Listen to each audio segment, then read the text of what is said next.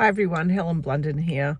I am just back from the library. I had borrowed a few books because I'd been reading Annie Ernaux, and if you don't know who Annie Ernaux is, she won the Nobel Prize for Literature last year in 2022. She's a French author, and the way she writes is really quite interesting. I guess you can call it between a memoir and a journal, maybe some autobiography, but she kind of fictionalizes herself as a character, and yet she doesn't.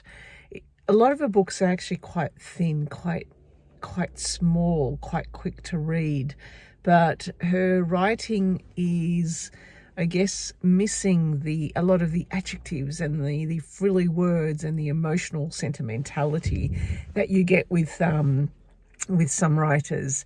And in fact, I read a quote somewhere where she had written saying that she tried her hand at writing fiction and trying to create the characters in her lives as some kind of fiction story, but she simply couldn't. All she could do was basically put down her memories, and in so doing, sometimes her memories come out as quite clinical, quite cold.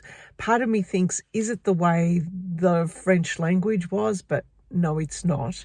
It's just she simply presents and is writing about her memories. And I loved the book that I read, which was called A Man's Place, recently, and I've done a review on that. And so what I did was I searched on my library catalogue and found that my library had another 5 of the books. Now I've picked up 3 because the other 2 are being borrowed by someone else. So once they finish with those, I'll read these. These are 3 books, and the first one is A Simple Passion, and I'll read out what it is about.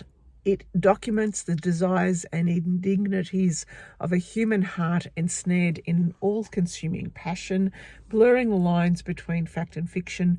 Ernaux attempts to plot the emotional and physical course of a 2-year relationship with a married man, where every word, every event, every person either provides a connection with her beloved or is subject to cold indifference. With courage and exactitude, she seeks the truth behind an existence lived for a time entirely for someone else. Okay, that might be interesting.